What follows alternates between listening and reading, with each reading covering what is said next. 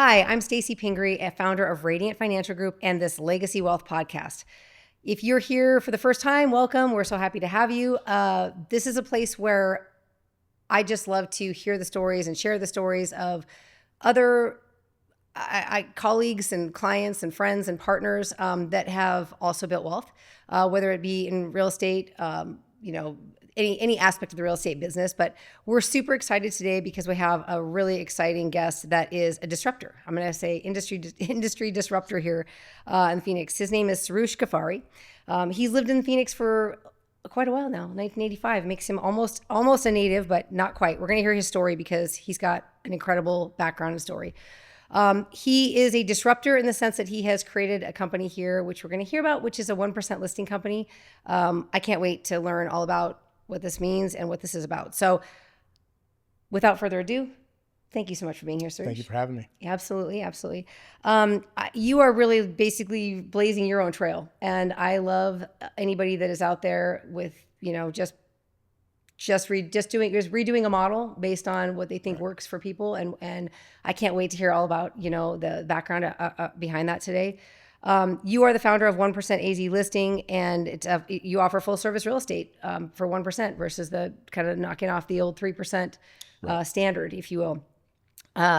If you don't mind, I'd love to just hear a little background about you, what got you into this space. I know you have a pretty vast background getting to where you are today, but tell us about you. If you want to go back to maybe how we got here. Yeah. So we were born in Iran, 1980. So that was right after the revolution. Yeah. My mom was married at the time. Dad was a little bit of a Rolling Stone, a little bit of a, you got to remember it's Iran in the early 80s. Yeah. So women, they have no rights today, let alone back then. Yeah. And so when the revolution happened, things changed. My mom really wanted to get out of there. My father didn't. So in 84, she started to kind of squirrel money away. And she basically told my father that we were leaving for about 2 weeks. And we went to Turkey because my grandparents were coming to the U.S. Okay. So we went to Turkey, and we were in Turkey for, I want to say 7 or 8 months. Had our paperwork ready, but you literally stand in line, wait for 6 hours, and they say decline. That after 6 months, we were down to our last almost a couple $100. Oh my gosh. And then at that point, it was like, I guess we probably have to go back, and then she's got to deal with my father again. After all that time, right? Oh my gosh. And so we ran into somebody on the street that we knew, and he's like, "Oh, what are you doing?" Da da da. And he's like, "You will never, unless you know somebody, you're not getting out of here. You're not getting your paperwork or no paperwork." So he knew somebody. Next day, we ended up going, same thing, stood in line. He came with us and approved. And You're kidding. We were in the U.S. I think 2 backpacks, $100 left. And we had some family members here. So we got here, I think it was Easter of 1985. Wow. Incredible. Yeah. So your mom has got she's guts. a wonderful woman. Oh, yeah. Yeah. I love it so much. Okay. I didn't realize that's kind of the background story of me, how we got here. Then it's the single mom working 3 jobs, yep. So on and so forth. I ended up going to Arizona State, met a mutual friend of ours, Ryan, when I was there. And then if you want to fast forward all the way to when did I get to real estate? So I always wanted to be an entrepreneur. I knew that even when I was 18, 19, I had a mentor at that point who was making millions of dollars when I was, that was 99, 2000. Yep. So I saw kind of the good, the bad, and the ugly. And I worked for him for almost a decade. He had an outsourced HR payroll company. Okay. So not real estate, not real estate. I got to learn, the ins and the outs because it's called a PEO, so it's a professional employer organization. Yeah. So companies that don't have, the bandwidth for a full-time HR, we were kind of the HR insurance arm, so on and so forth. But I was dealing with employees or business owners that had 4 to 25 employees was the sweet spot. Kind of contract to hire. Were you guys the? We were kind of the HR, you right? Were the HR. And okay, we so processed the payroll. Yeah, it was outsourced HR, payroll, et cetera. I saw that company go through the roof, and I also saw it go bust. in 2007, 2008, because, when, you have one client that has 1,000 mortgage people, and overnight they go from 1,000 to 100. So I learned a lot. I remember that. Yeah, I bet you did. I actually owned a little bit of real estate at that point. I had a couple condos, which I ended up letting go to the bank. So I was like, oh, this is, I had 4 condos in Scottsdale. The most expensive one, it was $100,000. Oh my gosh. And I was like, it's only worth 50 now. Like, forget this. I know. It's always. Yeah, I bought several others back in that same community. I set the high in 2022 at 325. Did you really? And I gave the one, like 4 of them. That was the highest one, was 105 back to the bank. Oh my so gosh. anyways, real estate, keep it long term. Yeah. You always win. Yeah. But so anyways, I ended up going into, I was business partners with him. We did a startup, learned a lot from that. Ended up, raising, it was like $4 or $5 million. Yep. Ended up with like 80 employees, and the investors pulled the rug literally in a matter of, we were making 3 to 4 million, and we were losing $1 million. And they were like, nope, we're done. No more funding. They asked me to stay on. And they're like, well, can you help us unwind? I was like, no. I kind of saw the writing on the wall probably 6 months before that. And my best friend at the time, he was in real estate. Okay. And so he was like, you're good at these things, you're good at the operations, and you can do sales. He was more of a techie. Yeah. So And by so this he time, got me into, you kind of built up these. You really knew the inner workings of like a company that had employees, that have an operation.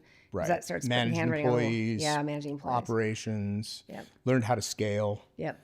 So then we got into real estate, we got into wholesaling. He was in wholesale, that's what he was doing. Okay. So the wholesale business is, a friend of mine just told me the other day, he said it's the bartending of real estate.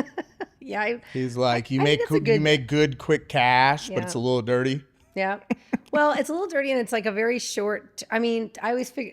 I don't know. What's your opinion of wholesale, really? Like when you look at it now, that's a good analogy, but I don't want to degrade either bartenders or wholesale. No, But it is it's quick and. Yeah, you can make a substantial amount of money in a short period of time. Yeah. We did well. We had a good 3, almost 4-year run. Yeah. In Arizona, we ended up in Dallas as well. So we expanded out there, and we were taking profits and bought a bunch of rentals in Dallas. Okay. So we accumulated a good amount there. What year was this? 2017 was when we bought most of them. Okay. Okay. So there was 40 some rentals. I didn't mind being the investor on those deals. Yeah. Because I was actually buying it, right? So if I got a discount, like I'm the guy. Yeah.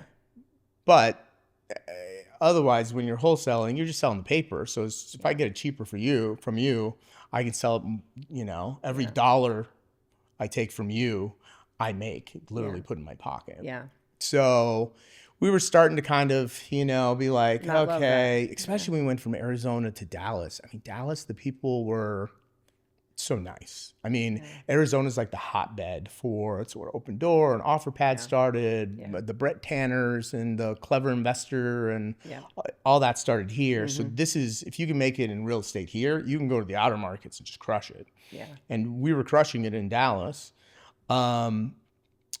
But we were just kind of getting towards the tail end, and the market did change because we were a one-trick pony in how we were doing marketing. We were sending out 1.5 million pieces of mail a year. Okay. Jeez. And so we knew exactly how many phone calls we'd get, Yeah. But the profits went from 25,000 a deal down to like 9,000 a deal. Yeah. And when you're spending 50, 60, 70 a month, and you need to have, X amount of deals just to even break even. Cover that, yeah. So at that point was when we had the opportunity to again work with some of the hedge funds who started buying rentals. So that was, again, my friend knew the broker, and the broker and him had a relationship, and he kind of went there first, and he was, he's kind of testing it, and he's like, hey, they actually bought like 5 and actually closed on it, because it was kind of like we knew it was coming, and we'd heard since 2010, 11, 12, when they bought thousands of homes, that they were going to come back to the market. But we been hearing that for like 5, right. 6 years. Right. Like, oh, they're coming back. They're coming back. Nah, it didn't happen. Yeah. But in 2018, they did come back. So And that was Dallas and Phoenix? that was just Arizona. Just Arizona, So okay. at that point, I came back. We still had the rentals, came back here. And in 2018, we did roughly like 900 transactions in Maricopa County. How many people? Right. How many people were on the team? Yeah, how many people buying these houses? Oh, no, that's one client. But I'm saying how many of you guys? Yeah, on the team. Oh, on the team, we had 5 people on the operation. 5 people bought 900 houses. Yeah, yeah. So that was That's insane. took a lot of and it wasn't all me, right? So Yeah. there's other people that put together some of the systems. I'm good at operating the system. Yeah. Because I'm really task oriented and task notes. If you talk to the people on my team now, like the only thing I'm like, real estate shit happens, shit breaks. Yeah. But I will lose my shit if I look at a lead and there's no notes and no task. And we will call that person till we're blue in the face. Because at some point, some of the best deals in the wholesale world, I followed up with somebody for 18 months, made the same offer to the point where the crappy CRM we were using back then, it wouldn't let me add another task. Because you've worn this person we had out. to actually go back and like delete 100 tasks because I would just create a new one every time. At one point, I thought it was almost funny. Yeah. But I was calling, texting, no response. Occasionally, he would pick up the phone and be like, "Yeah, I'm not ready yet." Well, 18 months later, we still were offering him the same amount, and the house appreciated probably $50,000. Oh my gosh. So again, back in the wholesale model, that was an additional $50,000. But that actually resonated with me long term, and I was like, okay, so this is the long game. So when they say that it's 7 touches, it's really more like 18 months, 180 touches. I mean, seriously. I mean, you just don't know when someone's... until they tell you no or piss off. Lose my number, yeah. It's just another touch. You just don't know what life circumstances are going to come up. Don't take it personal. Just keep on. Right. Just make it a task. Yeah. So 2018 we did that. 2019 I think we did. They turned off, and it's pretty typical. Okay. Like we've had like 9-month runs, and then they'll just overnight. No, that's it. We're done. Funds closed. Is it just so explain that to me. So I mean, you have a better understanding of this than I do. And when it comes to a fund and like a Wall Street driven or a hedge fund, one of these investor funds, it's like they have a goal. They want to hit the goal. They want to have a certain, and it's cash deals. What kind of discounts are you getting when you're making these cash deals, and what are you concerned about? What was that portfolio made up of? In 2018, we weren't getting any discounts. Okay, we were paying fair market. Okay. Not above, but we were paying fair market. Okay, just going in. Were you messing around with inspections, and were you? Yeah, we would do inspections. Okay. Like the process was very much the same as any other transaction. Okay. Right? Same 10-day inspection period. 21-day close. Okay. And then they'd be a little bit more flexible if you wanted to need longer than 21 days. So yes, I mean that process was no different. It's just a massive higher volume because you're just I mean what people don't realize is the hedge funds are always raising money at a certain percentage, right? So they're just looking for a cap or return. Yep. That's all they care about. Yeah. It's all dollars and cents. They go in there. We estimated like, oh, this one's going to need $20,000 in rehab to get this much in rent. And if they get this much in rent after this rehab, they get 4%, 5% return. So you're doing typical. I mean, you're looking at your buy price. You're looking at your rent, your rent schedule. You're looking at so they're looking at 2 things. They're looking at appreciation on the portfolio itself, and they're looking at rent income. Obviously on the rent schedule. And what were those caps? Do you know what those cap rates were? Back then, it was 2018 because prices were still lower then. I think we were in the 6s. Yeah. Okay. Maybe high rates were 5s. also rawer. So if you think about like returns, well, comparatively to today, right? Yeah. So that was 2018. 2019, they just turned off, and that happens. They rather run out of dry powder, and they're rather not going to. Or sometimes they see how much money you made, and they're like, well, we're going to take this in-house. Yeah, that's it. Too. And cut out the broker. That happened. We had a couple other ones that were kind of around, and they were, one of them we actually met because we were shopping the portfolio of homes that we owned in Dallas. Okay. So we actually met them. Okay. And we were like, hey, why don't you talk to our broker? He was good at kind of schmoozing the, top guys. Like, you're not going to put the brown guy with tattoos in the room with these, these hedge funds. I don't know. He's very clean cut and, gotcha. talk the talk, and he has the pedigree and blah, blah, blah. Yeah. So we did that intro. And in 2018 or 2019, they didn't do anything. 2020, I put together, right before COVID, I put together one deal that was 100 new builds. They weren't even built yet. So but then COVID happened. Oh. So we were like, is this dead? Is it not dead? Construction was still 6 months out. Their earnest deposits were kind of in limbo. Yeah. And then One builder or multiple builders? it was one builder. Okay. So they had 100 houses. They were going to get delivered like June, July, August, September, 100. So we were going to clip like 10 to 15 closings, Yeah. But all of a sudden, we were like, oh, is this going to happen? Is it not going to happen? COVID happens. And you fast forward to right around the time for deliveries, and the fund was like, yeah, we want a discount. Okay. So they gave them a 10% discount for the first, I think, 20 or 30 deliverables.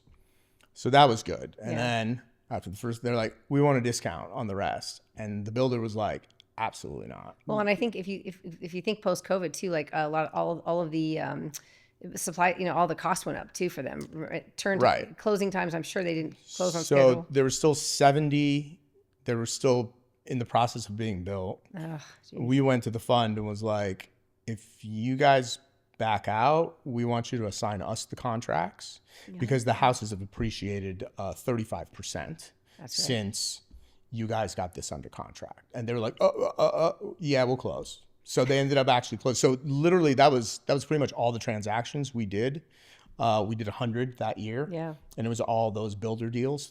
And so that got us through that year. And then 2021 was when. So did you guys, I just got to ask, go and look at the life cycle of like an investment property. Those sat in a portfolio. Did you guys do the tenant? Did you rent them out? Do you hand them off to, did they handle their own property management? We were just on the buy side. They had their own property management. Okay.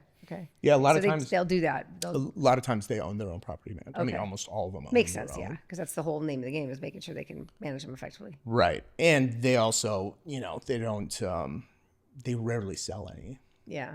Okay. So. But yeah, it just like it puts 100 leases into those communities. Is it all the same community?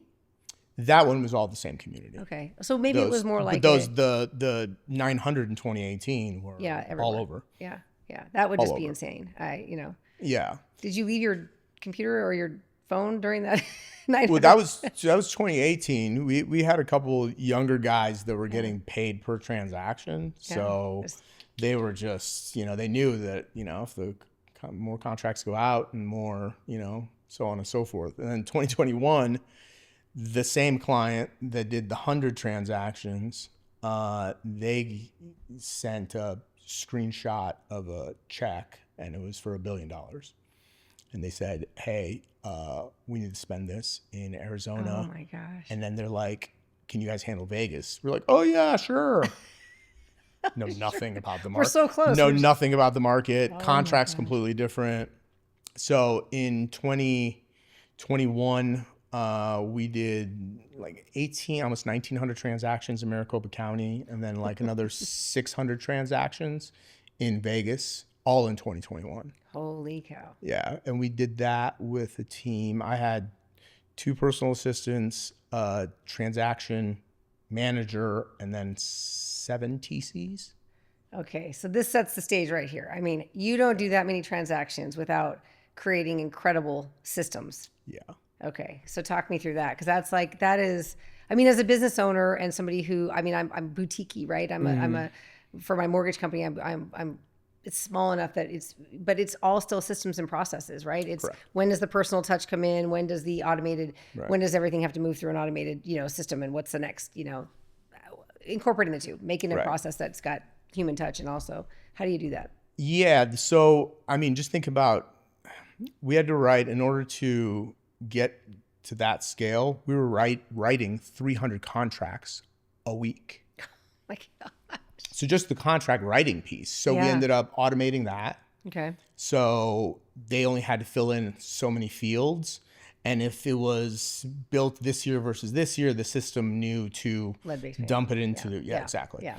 So that was one piece of it, was the contract writing piece of it. Yeah. Which, And then we had, then the offer goes out. Well, every offer went out with my name, my cell phone number. Dan, who owned the brokerage, his name was actually listed as the agent. okay.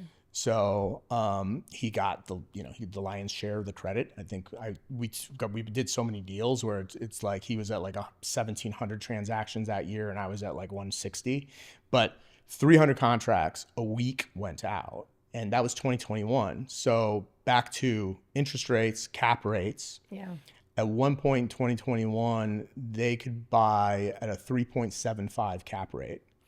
They could have bought every house under $550,000 on the MLS that were like, 1970 or 1980 to whatever build, no pools. Every one of them, they could have. Yeah, they didn't want to oversaturate, this area, that area, whatever. So they didn't, Holy. But we were sending out. So all those contracts go out. My cell phone, my name, it was a boilerplate email, and it was like, I'll even do a cartwheel if you take this offer. And then it's interesting. And then we had another buyer, and the other buyer I put, I'll do a backflip. And then I would get agents call and be like, well, I've never heard of a backflip in real estate. I was like, it's me being it's supposed to be catchy. Trying to stand out here. Right, because 2021, there was multiple offers. Oh, yeah, exactly. So on average, we paid $20,000 over list.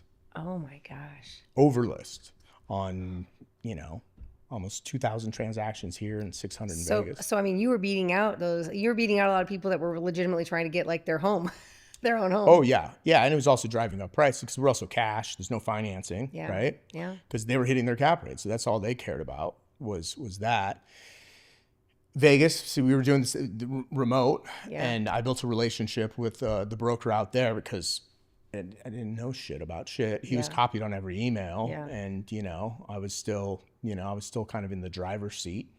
So you're getting a phone call, your phone's just ringing And so all my day. phone started ringing usually at like 8 in the morning, sometimes 7 in the morning, and it would not stop.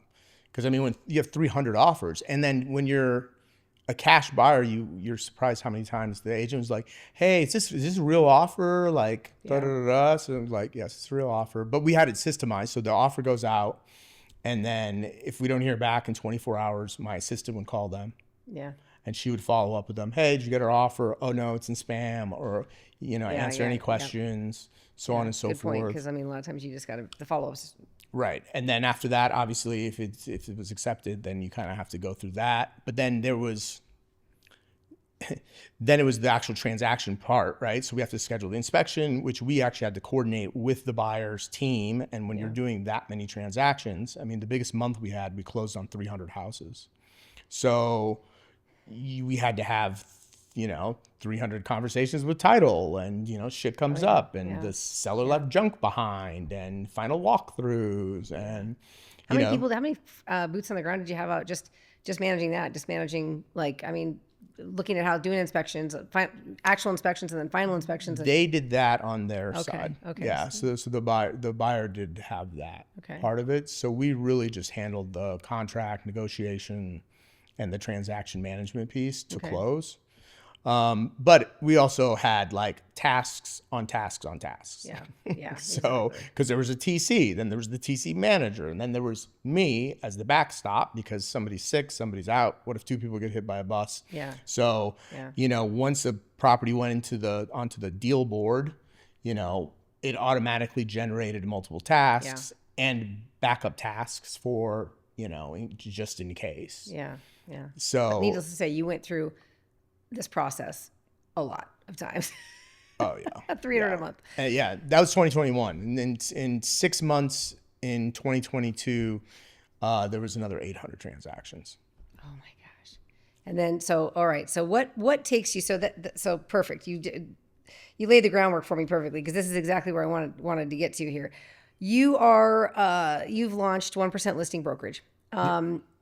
What is, how have homeowners responded to this model? Like what are you seeing right now? It's a disruptive model, right? I mean, it's bucking the old 3%. It's just kind of like what we know. Yeah, the first response is, what am I missing? Yep. You got to be cutting corners. Yep. You know what I mean? It's usually kind of what do agents always like to say? You get what you pay for. Yeah. Yeah. That kind of stuff. And so the people that have, obviously moved forward with us I think we've got, good reviews, and I haven't heard anything bad. I think what people don't realize is the real estate broker or team lead model. I shouldn't say broker, right? Because I own AZ Dream Homes. That's the brokerage. Okay. I'm not the designated broker. I have somebody else who's doesn't have as big of a mouth as I do, so he can take those calls.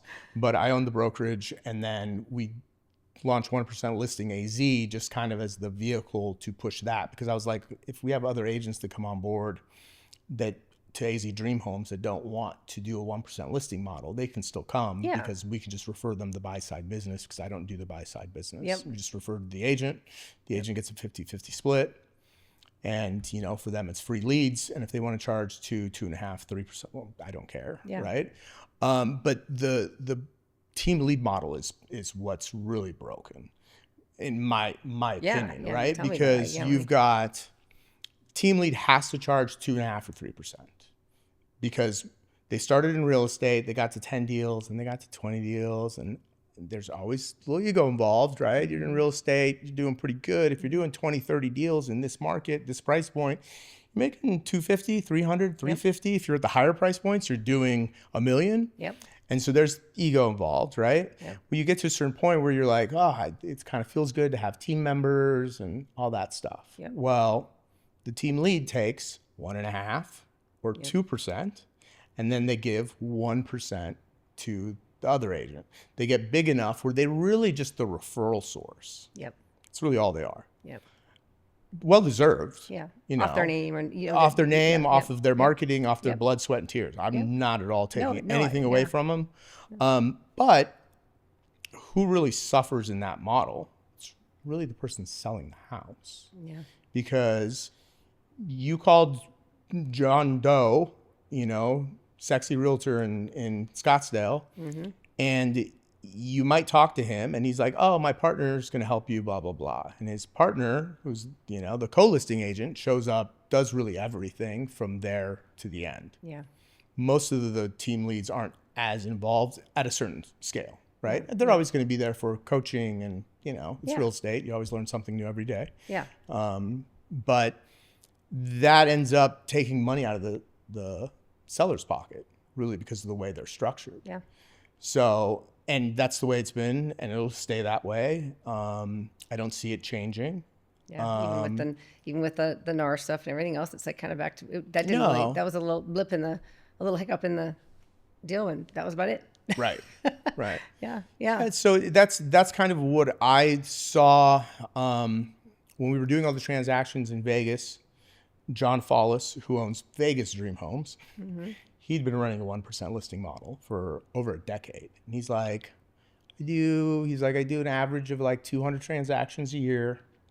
He's got 2 admin people. He's got 3 buyer's agents that he splits 50-50. Yeah. And everybody eats, everybody makes 6-figure on the team. Difference is John actually goes to the listing appointments. So he goes to all of the listing appointments. Where now, once the listing, and that's what I always tell sellers, I'm like, the hardest part about a listing is getting the listing. Yeah. After that, it literally runs through a conveyor belt. Yeah. And other agents might say otherwise, but in reality, the pictures get taken, sign goes in the yard, there's paperwork in between. And after that, it sits. And if the pictures are good, and it's priced right, it sells. Yeah. The agent is not selling the property. Yeah. It's just, it's I mean, it's out there and available. I mean, I hear it from clients all the time, like, well, I found the house. I'm like, what do you mean you found the house? Well, this has been going on, a couple of years, but it's like with all the access to through Zillow and, just those are not a lead source, right? Those guys are not the lead source. So the property's already there. So people are doing their own hunting. Oh yeah. Yeah. Definitely on the buy side. On the buy side, on the buy side of it. So it's like, but I'm just saying that, if they're finding their own home and the listing and the poor seller is paying 3%. Right. To the listing agent who the buyer's finding their own home anyway. Yeah, right. But I see what you're saying. I mean, I definitely get the point. The disruptor point is made. Yeah, and then the next thing is, I always tell people at our listing appointments, I'm like, look, the first thing we're going to talk about, and I give them a net sheet. Here's a 1% listing, and here's a 3% listing. This is what you're saving. This is what I call the bonus. I'm going to get this out of the way because that's not what our business is about. It's really about the customer service. Yeah. The hardest part of the transaction is right here with you guys. We're going to price it right. We're going to take some good pictures. Yep.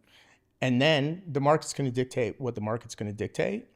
And we're going to be there to guide you. But we're not walking out of here and you're never going to hear from us again. Because other agents that are going to walk in here, what they're going to tell you is they're going to cut corners. They're just throwing it on the MLS. You're never going to hear from them. Yeah. So on and so forth. Yeah. Because we're so organized, every Monday you get a report. Every Thursday you get comps. Between Aligned and the systems that are already in the MLS, they already know the feedback that they're getting, but we do follow up with every single person that walks in the door. Yeah. Do I call every agent that walks in the door? No, but my team does. Yeah. And then we'll report to you, hey, they said this, hey, they said that. Yeah. Right now, it's harder. It's actually a lot more work because agents are showing 20 or 30 houses. They're like, whoa, which house was yours again? They don't remember the 19 or 20 they didn't write a contract. Yeah. But it's, that's a part of the, part of the business. But we're touching these people just as much as a regular agent. It's just the regular agent that does, the average agent only does 4 deals a year anyways. Yeah. So that next level does 12 to 15. And even them, they're trying to go out and get more deals. And they're still trying to, maybe not pay a transaction coordinator because they don't want to pay that, $350 or $400 a file. Yeah. So they're always kind of reactive instead of proactive. We know it's Monday. Yeah. We touch every single client on Monday. And so yesterday we had 24, clients that we touched. And we gave them, and recently we started adding more information. Like before it was like how many, saves on Zillow, how many this, feedback, some reports. Now we started actually giving them some of the Cromford data. Okay. And saying, hey, market's deteriorating. This is some things we need to, Smart. So you're kind of giving them a picture of like, this is why you're not getting offers, because more inventory is hitting and this isn't, these things are happening. Yeah. Okay, so you're basically going through the same process. What's your average time? I mean, I don't know I don't even know why I'm asking time on market. It just feels like a question because I really don't know the average. It's in the 60s. Totally just depends on price points. But there's properties that you get, that we've had multiple offers on. Yeah. But that buyer's also completely remodeled the house and they've owned it a long time and they're like, they listened and we were like, hey, price it here, we think we'll drum up enough, and all of a sudden what happened? We ended up 4 offers in 24 hours and they actually got like 15,000 over list. Oh, wow. So that does still happen in this market. Yeah. It's just not in, it's not every property. Yeah. And then you can have the unrealistic sellers, we built this business. I didn't build this business on people I know. Yeah. I have 2 transactions year to date out of the 50 transactions that we've done, and 2 of the people that I actually knew. Because I was like, the sphere of influence is short. I'm been in real estate a long time. Yeah. I don't like asking, friends and family like, hey, you want to, it's just not my. That's not my thing. Yeah. I get it. If you're a younger realtor, you're just getting started, like you're asking everybody. Sphere of influence, you got to ask everybody. Yeah. But we did it all on just online marketing. Yeah. And so that's it. So right now it's still online marketing. I mean, that's your majority. Yeah. No mail drops anymore. You're not doing that. No. Yeah. We actually at the very beginning, before we did any marketing, I was just like, I saw some agent, somewhere on YouTube, and he's like, "Oh, this is mail." And I was like, well, first of all, back then when we used to send a lot of mail, it was 35 cents. Yeah, exactly. Now it's like almost $1. Yes, for exactly. a trifold in a letter, property information on the envelope. And so, there's so much overload of junk that people just chuck it. Right. Anyway, yeah. So that one letter has been probably the best letter of all time, because and I only sent it to Scottsdale because originally I was like, okay, I hate driving. Yeah. So I was like, if I could just do deals only in Scottsdale, that changed very quickly. But that was the thought process at the very beginning. And so we sent one piece of mail. It was like 8,000 pieces. We got like 3 or 4 calls. One of the guys, him, his son, and his brother own like 300 properties. Oh my gosh. So every month we've been getting 2 to 3 listings from them because of, they're like, this is a rental. We've had it long enough. Let's get rid of this one. It's a problem child. Yeah. So on and so forth. Reviewing their so portfolio. that's probably the best piece of mail ever sent, because they're going to be a client until they, It's just paying for itself over and over and over again. Oh yeah. What do you mind me asking, like, what do you spend on, what is your kind of just ballpark numbers on what do you expect to spend on online? Or so at the very beginning I tried TV. Okay. I learned very hard lesson. Don't go to a gunfight with a water pistol. 50,000 on TV is like a blip. So we did like 10,000 for a few months. We got 2 deals out of it. Yeah. You don't get the frequency. You don't, you've got to go. Like, I knew that going in because the top 3 guys, which are the cash guys and 72 sold. Yeah. Last year, between the 3 of them, they spent $10 million in Maricopa County. So I knew that going in, but I was like, you got to get something out of it, right? So at the same time, we were still running Google ads. Okay. And so, we've been spending. Well, Google, now it's being like driven to, it's being driven directly to people. Your website. Yeah. Right. But also like there's AI, a lot more AI capability, I feel like, with all the online stuff. Well, I mean, the TV, you got to catch the right person at the right time. So you have to have a massive amount of frequency, Yep. right? Because and then you might see you once, but they might not see you again unless they watch the same show every day and you're on the same show. You know what I mean? Yeah. So with Google, it's like, list my house. Boom. Yeah. And then obviously your copy and all that other stuff has to resonate with the people. Obviously going in at 1% versus some of the other ones. There's a flat fee company too. Yeah. No, we see. It's so it's not reinventing the wheel. They're just not as personal touch. They're a real conveyor belt from what I've been told from a few other clients. I think they do a great job. Yeah. I don't knock anybody else. I always say, like, world of abundance here. Yeah. And we just had a conversation, with a prior podcast guest here that was talking about like just Arizona in general. I mean, we're in such a growth mode still, right? Even with everything going on in such a growth mode, it's just abundance. Like, there's no reason to. That's why I was so excited to talk to you today, and I loved you just kind of telling all the details here about how you got into this, because to me it just makes sense. Like, I mean, you understood volume. Right. Plain and simple. Like, and right now you're probably not in the heaviest volume model because everybody's waiting for something. I don't know what, but we're waiting. Right. We're all waiting. But I think, as this is really important information to put out to people, like that you're here, that this is an option. And that was the goal. And then your story in general, I love it. So you're an investor too. I don't want to forget to talk about that. And I think that is, so really quick question. Do you tend to work more with investors, or does it matter? Do you see, the model works? Because as an investor, I'm thinking, that makes a ton of sense. Love working with investors, right? Because again, a little less I emotional. bought it for this, I'm going to make this. Yeah. So those are super easy, very rational. There's no, it's like a numbers decision. My kids grew up here and it's worth more because of it. Yeah. Yeah. Right. Yeah. But really the business is really to serve. I mean, and it's really for just regular sellers. That's what I want the bulk of our business to be. And like John in Vegas was ex police officer. Okay. And he was also the president of the police union. Oh man. And so he built his client. He got into, as he was transitioning out of the police department, So we're right now in discussions with, some of the police departments into kind of presenting that to their force. Oh, that's and they amazing. have between all of, they have 10, 12,000 police officers and giving them even better program That's amazing. Yeah, that would be to really, cool. kind of,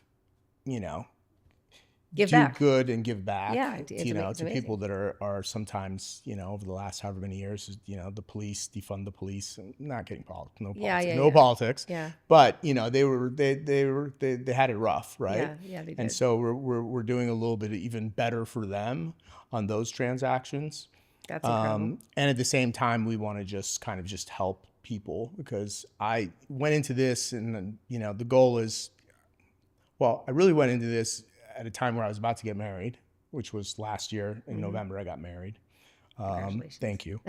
And it was kind of like, okay, we could wait for the big investors to come back again at some point, make a bunch of money again at some point. It might be a year, it might be 5 years, don't know. But when you make a bunch of money with those guys, you make a bunch of money. Yeah. Or build something that we could actually do good, kind of have some type of a legacy. Yeah. And then plan on having kids at some point, do that and have something to leave behind and kind of be more entrenched in the community. Yep. On the investment side, you're not entrenched in the community. You're No. That's the one thing I wanted, and I wanted to come back full circle to this because like the values for me and my company have always, they've been like empowerment and education, really making sure people knew what they were getting themselves into with a home purchase, right? Like, I mean, it is a huge wealth building tool, but it can also be, I've lived through enough of the ups and downs to know that, people have lost what they, their life in that too, right? But also I think, community, right? Like being a part of the community, and not only just in your organization and what you build, because I think having a team like you have right now just says a lot too, that you've got people with very specific responsibilities and I mean, they're making an impact, right? If you can really make this, especially if you can make this work in the kind of areas that you are, take a focus in, like, the police force and active, the military and all those kind of areas. Right. And then the third one being, our actual client experience. Like, what is the client experiencing? It needs to be an incredible transaction. It needs to not be beyond a transaction. Like, I feel like they're family at the end of it. They're part of our community. So it was like, my goal was like the client experience makes them in our community, which makes them our family. And so it sounds like, that's really kind of where that changes for some reason, after you've made a bunch of money in this business, you're like, okay, wait, what's the impact I'm going to have? Sounds like that's where you're kind of. Yeah. The impact long-term, Yeah. There's, what is it, 7,000 to 8,000 transactions a month in Maricopa County, something like that. Yeah. I don't have a grandioso, and I sat in a room with a bunch of team leads a couple weeks ago. I didn't know they were all team leads. Fidelity invited me to something, and I was like, yeah, I'll be there, and figured it out. And I was like, yeah, you guys want to be Nordstrom's and charge Nordstrom prices, and we want to be Walmart, and there's 8,000, 7,000 transactions. There's enough to go around, and it's a relationship business. There's going to be people that are they like Susie because it's Susie. Yeah. And that's great. And I think for us, every dollar that we can save the seller, is meaningful, especially times right now. I mean, $5, $10, $15, $20,000. That's meaningful. And sometimes I think, on the higher end, it's a significant savings, but it's not as impactful. Yeah. Now, trust me, I would love to do, we have a mutual friend who's sold a, $2.6 million house, and he saved $50-some thousand in commissions. Yep. He's using to remodel his new house. Just give it a hard time. He's going to listen to this and know that we're talking about him. Yeah, he's love you. Yeah, I love him. But on the on the lower end of the spectrum, what does an additional $5,000 or $10,000 mean to somebody that's selling a $200,000 or $300,000 or $400,000? Like, that's a lot of money. Yeah. Well, it's affordability is our biggest issue right now. So if a seller is being asked to pay 3% towards closing costs too, so now you've got the 3% per agent, 3% in seller concessions. If you're gonna just to make sure this buyer can get in, because this buyer's on such a thin affordability, you know? So, I mean, trust me, it's an all day battle over here. It's good timing, I think, also for that business model. Yeah. I'm excited for you. I think this see. is a great model. I'm excited for you. I'm excited for the sellers. I think it's a great model. I think it's going to help. It should help, you know, light a fire under people that can go make an offer. And maybe if they're able to save the down payment, save the commission on the sell side, they are able to offer it to a buyer, you know? Right. Exactly. And that's the other thing is I always tell, you know, during the listing presentation, the rules, laws have changed. So you got to be kind of tightrope around, you know, the buy side commission because it's not really there anymore. And I'm like, look, the hardest part of the transaction on this side is this. Yeah. The person on the other end, you can pay them whatever you want. Yeah. But more than likely, they've driven to 20 to 30 houses at least, if not more, especially with so much inventory. Like the buyer agents are doing more work. So just because you pay us one, again, you do what's good for you, but you know, they're doing a lot more work. Yeah. So I always say that during our listing presentations because I believe it. Yeah. I'm not just telling them that. Yeah. And so that way, if by us taking one, they can get 2, 2.5, 3, I don't care. Yeah. Right. Yeah. So I think it's a win for everybody. Oh, I love it. Well, Soroosh, I can't tell you, I love this conversation. I love an idea, you know, that is like, hey, listen, and again, there's been other companies, and you said flat fee this and homey and whatever else is going on. You know, there are all kinds of different deals out there, but I think what you're doing, the quality you're bringing, I did want to, I know you, I know who you came referred by. I mean, enough to know that this is a really quality concept. I mean, it's a quality concept when delivered by you and your team. And it just after all of the volume and all of the experience you have, I know you know what you're doing. You know, like it's like that's the thing is like as you said, it's like there's a very systematic process to how a lot of this goes. You know, and then you interject all the human element where you need it. But I think for the most part, it's awesome. Yeah. Are you planning like a big rollout, national rollout of anything like this, or are you kind of trying to stay local? I've been approached on a couple other projects that tie in with the 1%. Yeah. Working through that in the next month. So maybe there'll be a podcast in the future if we do something bigger. Yeah.